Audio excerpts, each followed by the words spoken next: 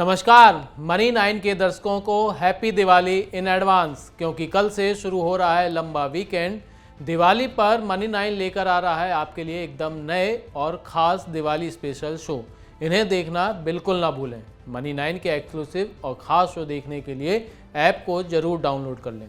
मैं हूं अभिषेक, स्वागत है आपका मनी टाइम में, जहां मिलती हैं आपको दिन भर की वो सभी खबरें जो जुड़ी हैं आपकी जेब और ज़िंदगी से। चलिए शुरू करते हैं आज का सिलसिला। पहली खबर बचत खाता धारकों के लिए।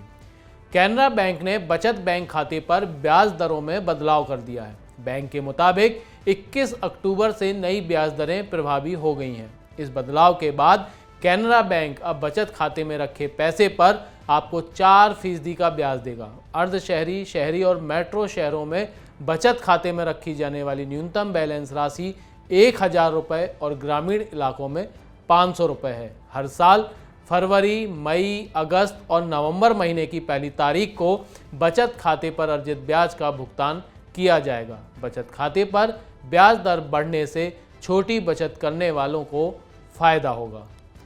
अब खबर थोड़ी अच्छी है। दिवाली पर आईडीबीआई बैंक लेकर आया एफडी पर खास फेस्टिव ऑफर। आईडीबीआई बैंक ने अपने अमृत महोत्सव डिपॉजिट स्कीम पर फेस्टिव ऑफर की पेशकश की है। बैंक ने लिमिटेड पीरियड ऑफर के तहत 555 दिन वाली एफडी पर 6.90% ब्याज की पेशकश की है। बैंक ने 21 अक्टूबर से विभिन्न अवधियों वाली फिक्स डिपॉजिट पर इंटरेस्ट रेट को भी बढ़ाने की घोषणा की है। 1 साल वाली एफडी पर अब 6.75% ब्याज मिलेगा। वहीं 2 साल वाली एफडी पर 6.85% ब्याज दिया जाएगा। हाल ही में एसबीआई, एचडीएफसी, आईसीआईसीआई, एक्सिस और कोटक महिंद्रा बैंक ने भी जमा पर ब्याज दर बढ़ाई है।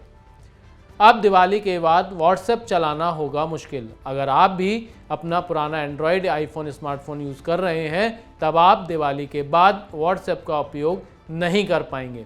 एप्पल के नए अपडेट के मुताबिक iOS 10 और iOS 11 पर चलने वाले आईफोन 24 अक्टूबर से व्हाट्सएप को सपोर्ट करना बंद कर देंगे। इसके अलावा एंड्रॉयड यूजर्स को भी व्हाट्सएप का उपयोग करते रहने के लिए 4.1 या इसके बाद के नए वर्जन की ज़रूरत होगी।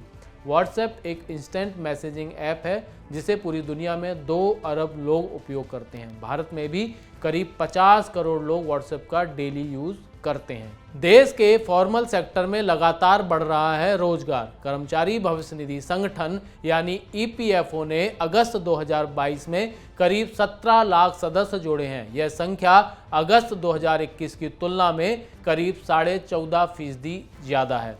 ईपीएफओ के आंकड़ों के अनुसार अगस्त में जुड़े नए सदस्यों में से लगभग 9,87,000 नए सदस्य पहली बार ईपीएफओ के दायरे में आए हैं। इस दौरान जोड़े गए 9.87 लाख नए सदस्यों में से लगभग 58% 18 से 25 वर्ष आयु वर्ग के हैं। आंकड़ों के अनुसार करीब 7 लाख सदस्य योजना से बाहर निकले, लेकिन ईपीएफओ के तहत आने वाले प्रतिष्ठानों में फिर से शामिल हो गए।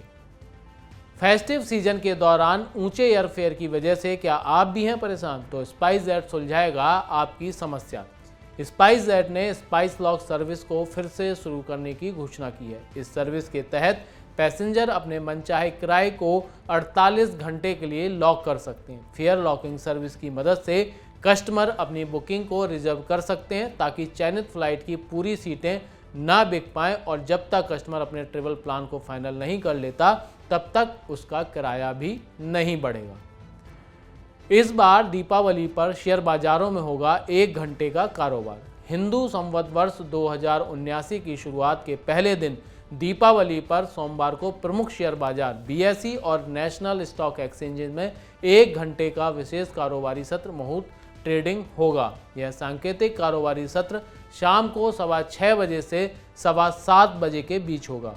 मुहूर्त कारोबार के दौरान शेयर के अलावा जिंस वायदा, मुद्रा वायदा, शेयर वायदा और विकल्प जैसे क्षेत्रों में भी कारोबार होगा। सत्र केवल 1 घंटे का है, इसलिए नए कारोबारियों को इस दौरान सतर्कता बरतनी चाहिए, क्योंकि बाजार में इस समय काफ़ी उतार चढ़ाव आता है। बेमौसम बारिश से नहीं बिगड़ेगा आपकी किचन का बजट, क्योंकि सरकार ने कहा है कि बेमौसम बारिश का खरीफ प्याज उत्पादन पर मामूली प्रभाव पड़ने की संभावना है। हालांकि सरकार ने कीमतों में बढ़ोतरी की संभावना से इनकार नहीं किया है, क्योंकि प्याज की कमी को पूरा करने के लिए सरकार के पास पर्याप्त बफर स्टॉक है। उपभोक्ता मामलों के सचिव रोहित कुमार सिंह का कहना है कि प्याज ही नहीं दालों की कीमतें दिसंबर तक स्थिर रहने की उम्मीद है, क्योंकि सरकार के पास पर्याप्त बफर स्टॉक मौजूद है। प्याज की खुदरा कीमतों को स्थिर रखने के लिए भारत सरकार ने सभी राज्यों, केंद्र शासित प्रदेशों और मदर डेयरी, सफल, एनसीसीएफ और केंद्रीय भंडार को प्याज के केंद्रीय बफर स्टॉक से 800 रुपये प्रति क्विंटल की दर से प्याज उठाने की पेशकश की है। जीएसटी रिटर्न भरने वालों के लिए आई राहत भरी खबर। केंद्रीय अप्रत्यक्ष कर और सीमा शुल्क बोर्ड यानी सीबीआईसी ने सितंबर महीने के लिए जीएसटी रिटर्न भरने की समय सीमा एक दिन बढ़ा दी है। गुरुवार को जीएसटी पोर्टल के धीमे काम करने से करदाताओं को परेशानियों का सामना करना पड़ा था। कुछ करदाताओं के लिए मासिक जीएसटी रिटर्न फाइल करने की अंतिम तारीख 20 अक्टूबर थी। पोर्टल के धीमे चलने पर सीबीआईसी ने कहा था कि समय सीमा बढ़ाने पर विचार किया जा रहा है। आज की आखिरी खबर है आईपीओ बाजार से जुड़ी हुई। जल्द ही मिलेगा आपको निवेश करने का एक मौका। केबल वायर बनाने वाली कंपनी DCX सिस्टम्स ने अपने 500 करोड़ रुपए के आईपीओ के लिए मूल्य दायरा 197 रुपए से लेकर 207 रुपए प्रति शेयर तय किया है। कंपनी का आईपीओ 31 अक्टूबर को सब्सक्रिप्शन के लिए खुलेगा और 2 नवंबर को बंद होगा। आईपीओ में नए शेयरों की बिकवाली के अलावा 100 करोड़ रुपए की बिक्री पेशकश भी होगी, जिसमें इसके प्रवर्तक NCBG होल्डिंग्स इंक और VNG टेक्नोलॉजी हिस्सा लेंगे। कंपनी आईपीओ से होने वाली आय का उपयोग कर्ज भुगतान, कार्यशील पूंजी की आवश्यकताओं को पूरा करने, पूंजीगत व्यय और सामान्य कॉरपोरेट उद्देश्यों के लिए करेगी।